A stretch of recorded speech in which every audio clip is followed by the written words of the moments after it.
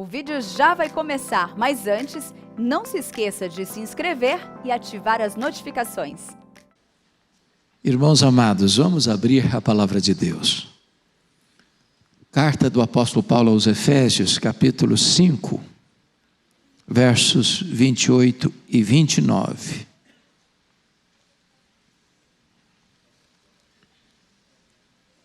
Efésios 5, 28 e 29.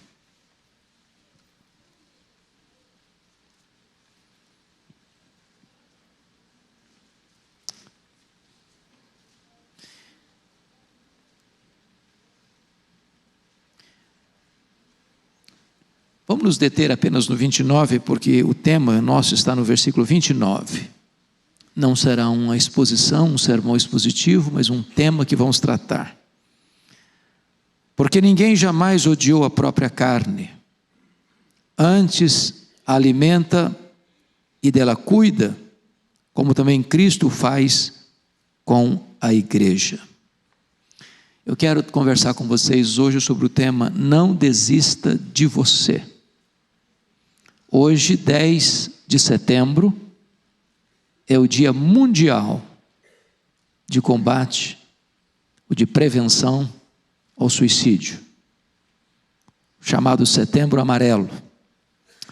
E conversando com o pastor Arival, ele pediu que eu tratasse dessa matéria no culto de hoje das 11.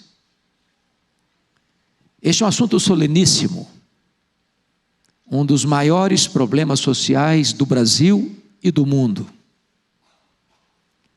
As estatísticas são alarmantes. E a evidência é que há mais suicídios no mundo do que assassinatos. Mais pessoas se matam do que são mortas. Este índice em São Paulo tem crescido espantosamente, e Brasil afora e mundo afora.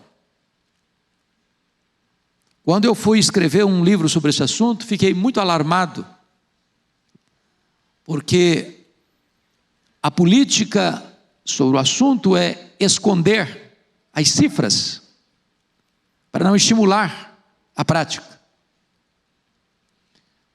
Parece, entretanto, que esta não é a melhor forma.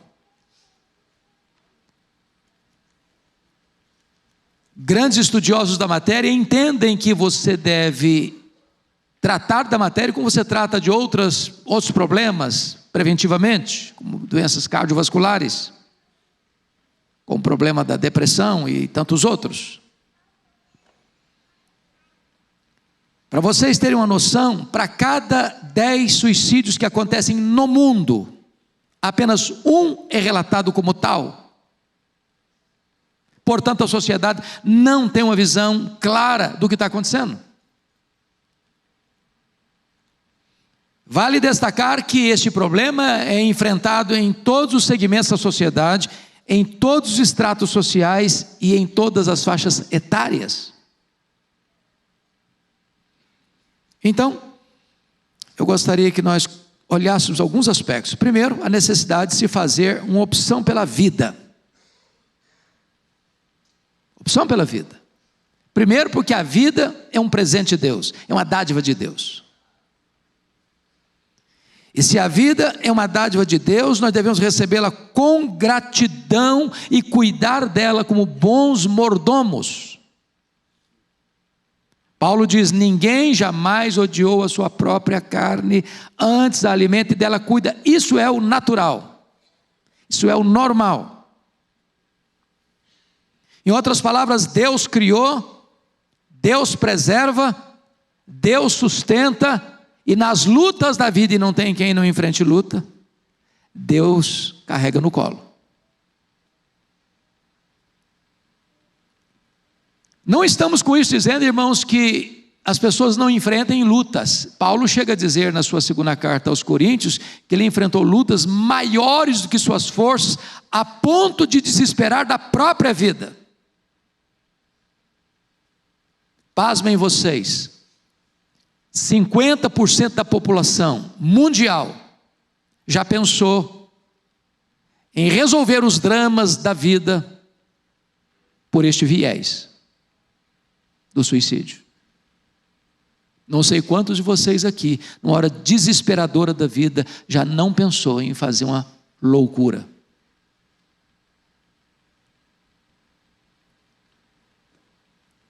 É preciso alertar que não morre bem quem não vive bem. Miguel Gonçalves Torres foi o primeiro pastor presbiteriano ordenado no Brasil, primeira classe. Ele era um português inclusive, né, pastor Ival? E ele era muito doente. E ele dizia para os seus colegas assim: não basta viver bem, é preciso morrer bem. E no dia que ele partiu para o Senhor, no leito da sua enfermidade, ele chamou sua esposa e disse para ela: minha querida, eu sempre pensei que ao morrer eu iria para o céu, mas não é assim. É o céu que veio me buscar. E com essas palavras ele adormeceu. Talvez nós pudéssemos lembrar da fala de Dwight Lyman Moody, o grande avivalista do século XIX. As últimas palavras que ele proferiu foram essas: afasta-se a terra, aproxima-se o céu, eu estou entrando na glória. Ou talvez poderíamos lembrar as palavras de Dwight Martin Lloyd Jones, ou David Mark Lloyd Jones, que foi considerado o pastor mais influente do século passado. Enfrentando um câncer, a doença avançando, e ele era médico, chegou um momento em que ele disse para a sua família: não orem mais pela minha cura, não me detenham da glória. Mesmo nas lutas, o cristão valoriza a vida, porque ele entende que a morte não é o fim da linha. Nós temos toda uma eternidade para vivermos e desfrutarmos da bem-aventurança eterna. Suicídio, irmãos, é assassinato de si mesmo. Suicídio é violência fatal contra si mesmo. É o naufrágio da esperança. É apostar que mesmo com Deus não tem esperança. É um ato solitário que machuca muita gente.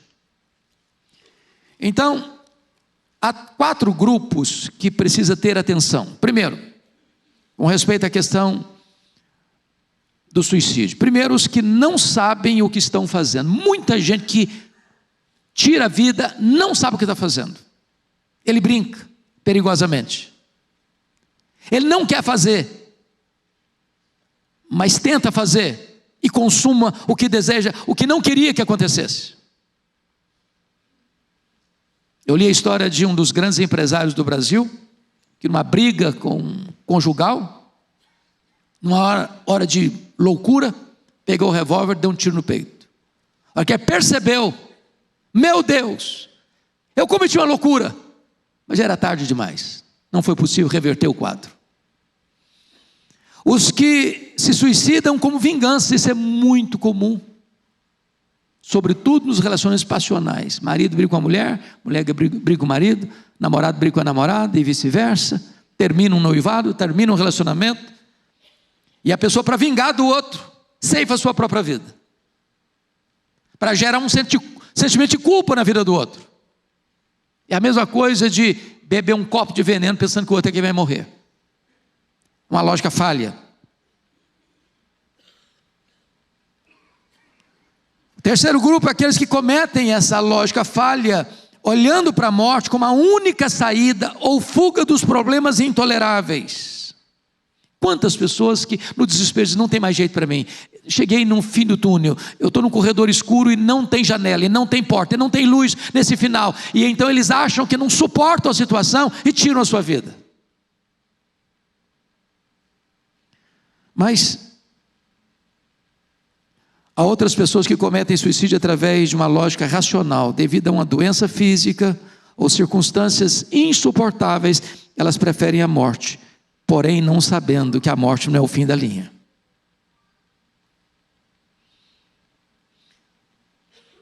A cada 40 segundos hoje, uma pessoa ceifa a sua própria vida. Esse índice cresceu espantosamente, tem crescido espantosamente já na terceira idade, só perdendo para jovens e adolescentes. Pasmem vocês. Talvez o maior índice de suicídio no mundo é o Japão. E eu tenho um livro, pastor Ivo, que me fiquei muito chocado. Ainda bem que está em japonês, eu não entendo nada. Mas ele tem desenhos.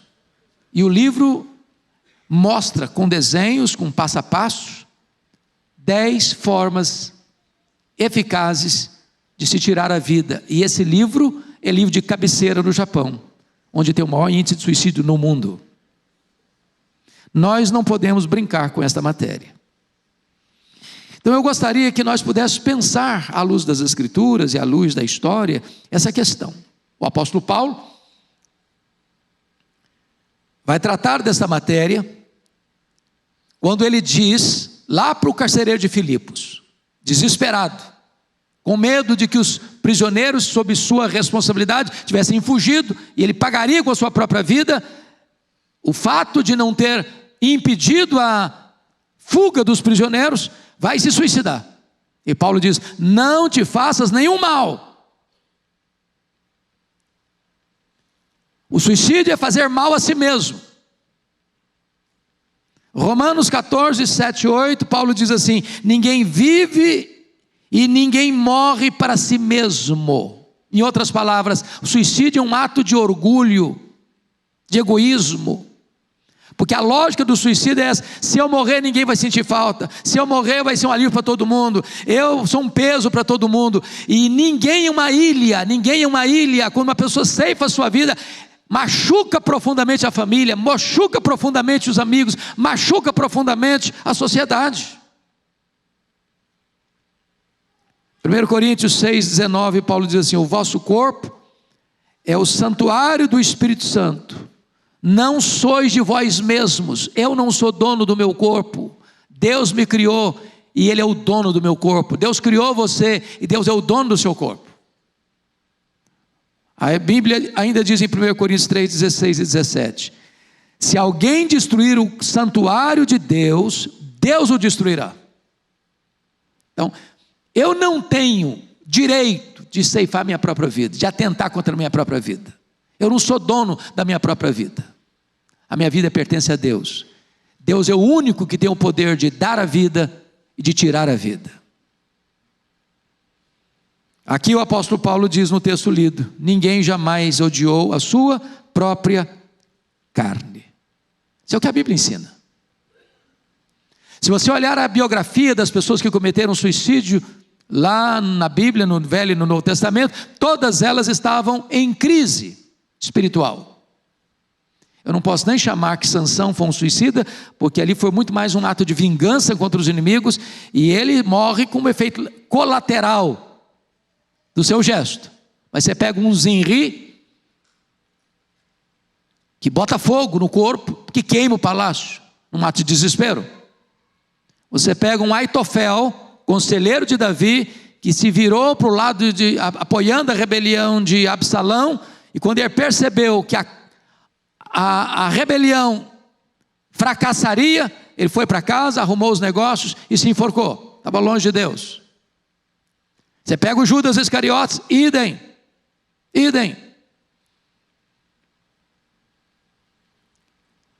De tal forma que o suicídio é uma perversão detestável, dizia Agostinho de Hipona. É uma atitude antinatural, contrária ao amor próprio. É uma ofensa à família, é uma ofensa à comunidade, porque ninguém é uma ilha. Mas mais do que isso, é uma usurpação do poder de Deus. Porque isso é competência de Deus, dar a vida e tirar a vida.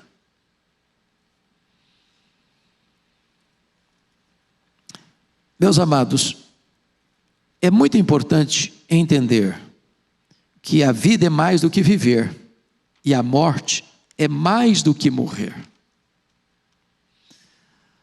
A filosofia materialista, existencialista, que estimula por demais essa prática, acha que uma pessoa morreu, acabou. Mas você e eu que cremos na Bíblia, entendemos isso, a morte não é o fim. Se uma pessoa pudesse encerrar o seu sofrimento ceifando a vida, levaria o que Paulo disse lá em 1 Coríntios 15, se a nossa esperança se limita apenas a esta vida, nós somos os mais infelizes de todos os homens. Mas nós cremos que o túmulo não é o nosso último endereço, e nós cremos que o homem só pode ter vida eterna e bem-aventurança eterna se ele está vivendo para a glória de Deus, e se ele morre na confiança em Deus, na sua fé em Cristo Jesus, porque do contrário, a morte conduz a um sofrimento eterno, irreversível, irremediável. Mas quais seriam as causas que têm levado pessoas a ceifar sua própria vida? Então vamos olhar alguns pontos nesse alerta de Setembro Amarelo, hoje precisamente, o Dia Mundial de Prevenção. A primeira causa, irmãos, a principal causa é a depressão. E depressão é uma doença que muitas vezes a igreja evangélica não tem lidado corretamente com esse assunto. E eu vou lhes dizer por quê. Primeiro, olhando na perspectiva nossa, reformada, nós temos um escritor americano muito conhecido, que todo seminarista presbiteriano lê as obras dele, necessariamente no seminário, chamado Jay Adams. Conselheiro Capaz, Manual do Conselheiro Cristão, são livros de leitura imperativa para todo seminarista. Esse escritor americano tem muitas obras também sobre pregação, sobre homilética. E ele defende a tese no seu livro de que depressão é pecado. É pecado. Agora, veja você, uma pessoa está enfrentando uma depressão, e eu chego para ela e digo, você está em pecado. Eu posso botar mais uma tonelada de peso, de culpa nas costas dela. Aí vem um outro escritor de uma linha neopentecostal, T.L. Osborne, um evangelista que reúne multidões nos cultos de cruzada, e ele diz assim, depressão é demônio. Então, imagine uma pessoa enfrentando uma depressão, chega e fala, o demônio está aí te acossando, te perturbando, te oprimindo, e a pessoa, em vez de resolver o problema dela, eu acumulo mais uma tonelada de problema nas costas dela. Pergunta, depressão pode ter a ver com pecado? Pode, pode. É só você ler o Salmo 32, 38, sobretudo 38, quando Davi esconde o pecado, o que aquilo produziu na vida dele de desespero, dos ossos secando, de gemido, de alagar o leito com as lágrimas, de viver atormentado de dia e de noite, a mão de Deus pesando sobre ele. Então, uma pessoa que vive em pecado e não se arrepende do pecado e não deixa o pecado, ela pode estar vivendo uma depressão em virtude disso. Depressão pode ter a ver com demônio? Pode. Quem lida com o ocultismo sabe a tragédia que é viver debaixo da opressão dos demônios.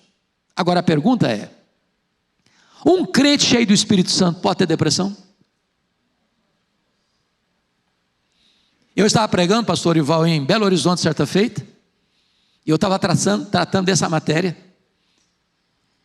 e quando eu disse que uma pessoa cheia do Espírito Santo pode ficar deprimida, levantou uma jovem e me encarou, e levantou o dedo e disse, é um absurdo o que o senhor está pregando. Como é que um crente cheio do Espírito Santo pode ficar deprimido? E eu perguntei para ela, minha filha, como é que um crente cheio do Espírito Santo pode ter miopia e precisar usar óculos?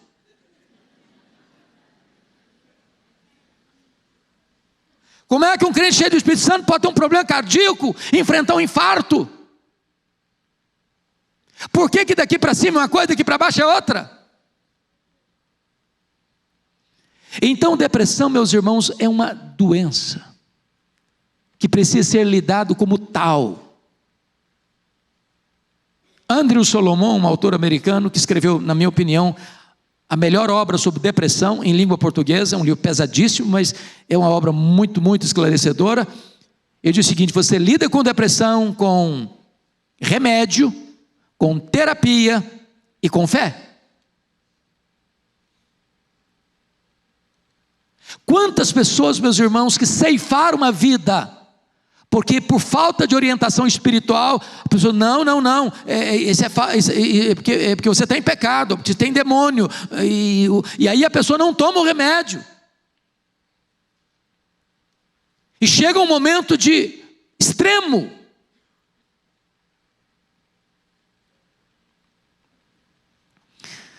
Se vocês não leram ainda, eu recomendo ler. Eu acho que deve ter aqui na nossa livraria. Se não tiver, a gente manda encomendar, né, pastor? O Sorriso Escondido de Deus, de John Piper. Você precisa ler esse livro. E John Piper vai trabalhar 3 personagens da história da igreja que lidaram com depressão. David Brainerd. David Brainerd foi um missionário americano, ficou noivo da filha de Jonathan Edwards, não chegou a casar-se com ela, porque ele, trabalhando entre os índios peles vermelhas, enfrenta uma doença grave, morre aos 20 e poucos anos de idade, não chegou a 30 anos. E ele era um homem tão piedoso que quando perguntaram para John Wesley, qual é a melhor obra que você recomenda depois da Bíblia para se ser um homem de Deus? Ele disse, leia o diário de David Brainerd. Quem escreveu o diário, quem publicou o diário foi o futuro sogro, Jonathan Edwards, que morreu antes de publicar, mas ele escrevia as suas experiências do dia a dia. Ele tinha severas crises de depressão, um santo homem de Deus. O segundo nome que ele cita é John Bunyan.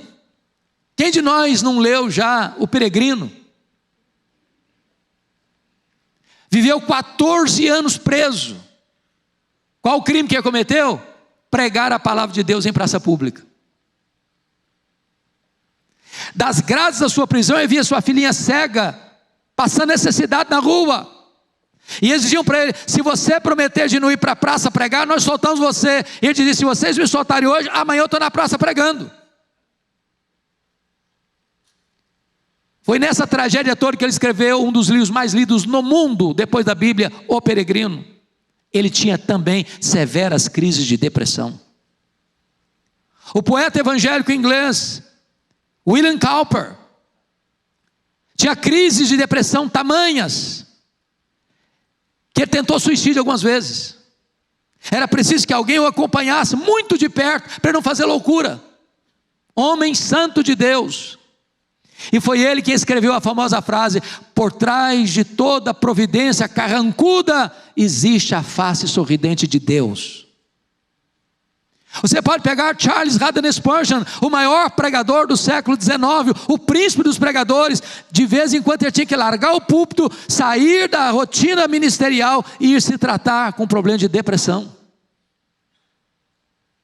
Então, depressão é uma doença que precisa de tratamento adequado. Não é botar mais peso nas costas das pessoas.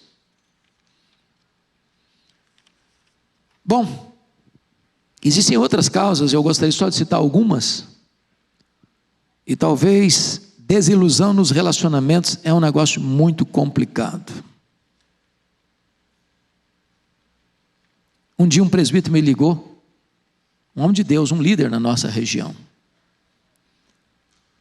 Ele disse assim, pastor Hernandes, isso era de madrugada. Eu estou com um revólver na mão, com o dedo no gatilho. Eu vou tirar minha vida. Eu disse, meu irmão, não faça isso. O que está acontecendo? Ele disse, eu sou casado.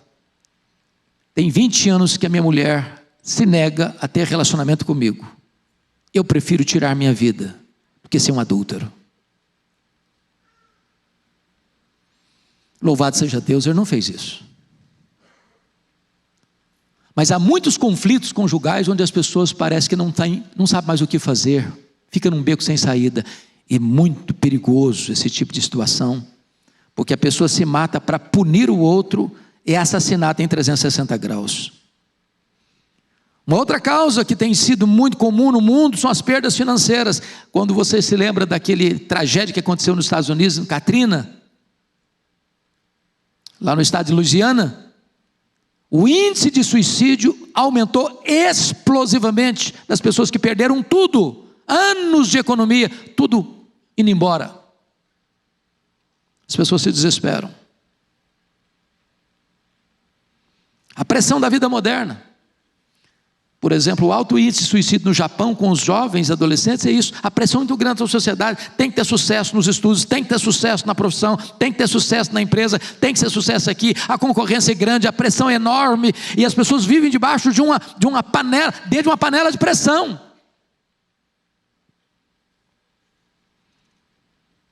Tem tantas outras. Eu vou citar apenas mais uma, que é muito comum nos dias de hoje, que é o problema do radicalismo religioso. Uma pessoa que amarra bomba no corpo e se explode, para atingir outras pessoas também, num ato de vingança, mas ele é a primeira vítima da sua loucura. Então, meus amados irmãos, o que é que nós vamos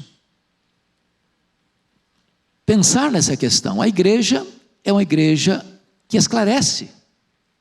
A verdade esclarece, alerta. Pessoas que tiram a vida para chamar a atenção, pessoas que tiram a vida num ato de vingança, pessoas que tiram a vida para espiar um erro. Eu não sou digno de viver. Eu fiquei um dia chocado com a pessoa que entrou no meu gabinete, pastor Ival, lá em Vitória. E a mulher entrou chorando muito no meu gabinete, e quando ela acalmou, eu falei: filho, o que está acontecendo? Ela disse assim: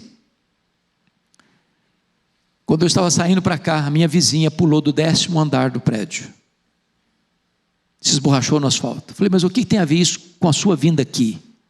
Ela me disse: é porque eu estou pensando em fazer a mesma coisa e não tenho coragem.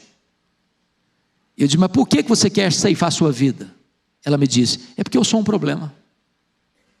Mas quem disse que você é um problema? Diz: o meu pai sempre falou que eu era um problema. E eu perguntei: o que você fez? Eu saí de casa e me casei com o primeiro pretendente. E o que aconteceu? Meu marido era igualzinho meu pai, me falava que ele era um problema, que eu era um problema. E o que você fez? Divorciei-me dele, casei a segunda vez. E o que houve? O meu segundo marido, igualzinho ao primeiro, igualzinho ao meu pai, fala que eu sou um problema. E o que você fez? Me divorciei dele, casei a terceira vez. E o que está acontecendo? Ele fala que eu sou um problema. Pastor, eu sou um problema. Eu não mereço viver. Eu disse para aquela mulher 3 coisas. Tratava-se de uma mulher crente, viu, gente? Crente. Eu disse para ela 3 coisas. Minha filha, entenda uma coisa. Você não é o que as pessoas dizem que você é. Você não é quem você pensa que você é. Você é quem Deus diz que você é. Você foi criado à imagem e semelhança de Deus. Você é preciosa aos olhos de Deus. Apesar de todos os seus problemas, Deus ama você. E Deus tem um propósito na sua vida. E você vai resolver esse problema na sua cabeça. Se tem problema, resolva.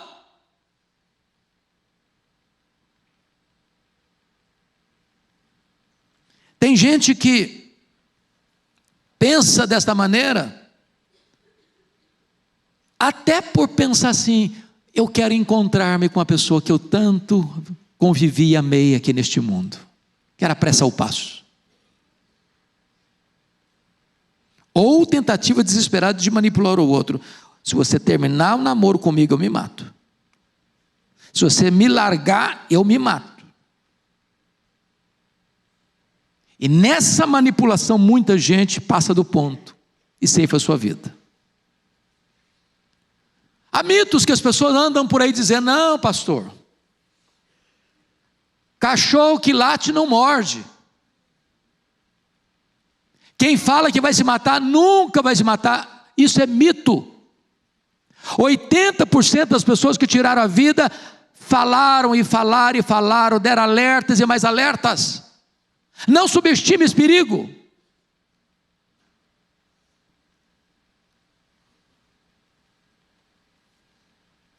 Quando a pessoa está falando isso, ela está dizendo lá no fundo: socorro! Socorro! Segundo mito, só as pessoas mentalmente enfermas vão tirar a própria vida. É mito. Você poderia dizer que Getúlio Vargas era um homem doente da cabeça? Você poderia dizer que o intelectual Pedro Nava era doente da cabeça?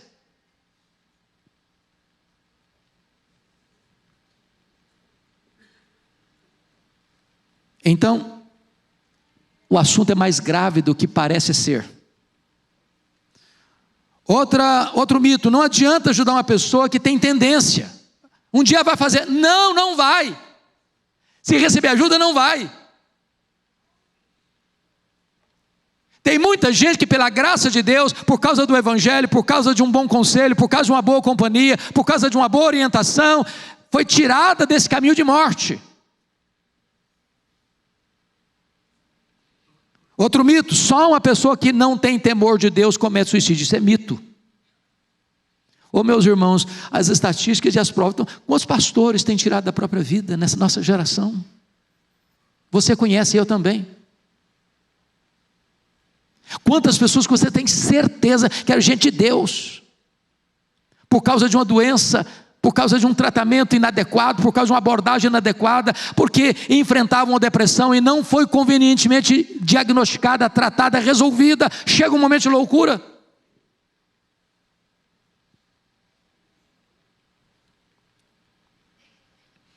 O que eu quero aqui terminar é alertar com muita força sobre o engano do suicídio. Suicídio não é uma porta de saída, não é. Não é justificável, nem filosoficamente, nem moralmente, nem biblicamente, nem teologicamente. Segundo, suicídio não alivia a dor que o provoca, não alivia. Nós cremos que tem bem-aventurança eterna e condenação eterna. Terceiro, o suicida não é dono da sua vida, não é. Você pertence a Deus, você pertence a seus pais, você pertence à sua família, você pertence à sua igreja, você pertence à sociedade. Você não é uma ilha.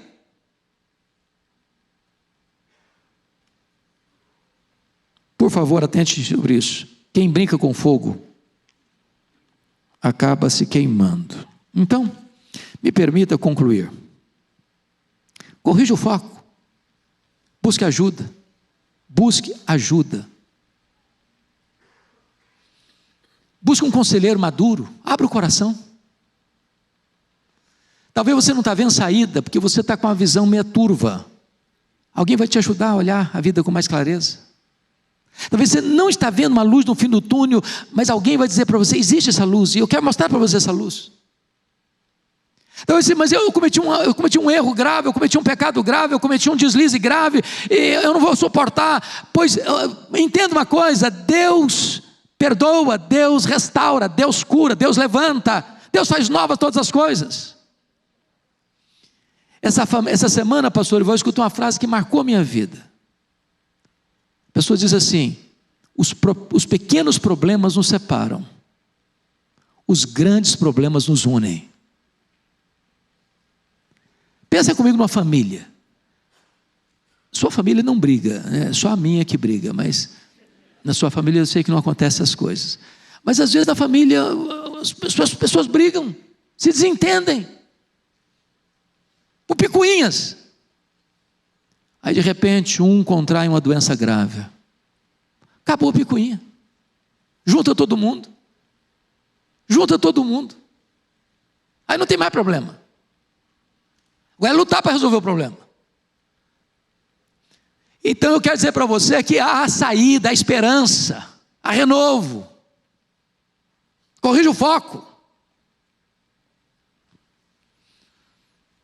O Viktor Frankl, no livro dele Em Busca de Sentido, disse que quando as pessoas estavam no centro de concentração lá do Holocausto, não tinha suicídio, quase zero índice de suicídio. Por quê? Porque o foco ali é preservar a vida, é cuidar da vida. Muitas pessoas, depois que eram libertas, estavam livres, aí tiraram a vida. Entendamos isso. Se tem problema, e tem problema, vamos enfrentá-lo com esperança, com fé, com confiança em Deus, buscando a Deus, a esperança em Deus. Agora, por favor, se você tem alguém na família, ou alguém na parentela, ou algum amigo que passou por esse dissabor, por essa dor, não bota peso não. Você não é o juiz. Nenhum de nós pode dizer, fulano de tal cometeu suicídio e foi para o inferno, é discípulo de Cariós. A Bíblia não ensina isso não. Eu não sou juiz. Eu fui num funeral de uma pessoa suicida e preguei, e eu fiquei terrivelmente triste na hora, porque chegou uma mulher com toda a petulância e falou para a mãe do rapaz, estava lá morto, ah, que pena, seu filho se matou e ainda vai para o inferno. Quem é ela para falar isso? Só Deus conhece os que lhe pertencem, só Deus. Eu não sei, eu não sou juiz. E se a pessoa está num estado de doença, a Bíblia diz que nem os loucos errarão o caminho. Entendamos isso. Judas não foi para o inferno que cometeu suicídio, não. Judas foi para o inferno porque não era crente, não era convertido. E não estamos fazendo apologia ao suicídio, não. Suicídio é errado, 1000 vezes errado. Mas só Deus pode dizer quem vai para o céu, quem não vai. É Ele que conhece. Eu não conheço. Não posso ser juiz. Então, fuja dos consoladores molestos, descanse na misericórdia de Deus, bote o pé na estrada e continue caminhando, porque o Senhor é o nosso refúgio, o Senhor é a nossa fortaleza, o Senhor é o nosso socorro bem presente nos dias de tribulação. Que Deus nos ajude, irmãos, não só para nos prevenirmos, mas para sermos instrumentos de consolo para aqueles que estão enfrentando uma luta ou já passaram por ela, não tem mais como reverter o quadro, precisa de consolo. E o nosso Deus é o Deus e Pai de toda a consolação. Que Deus nos abençoe. Amém.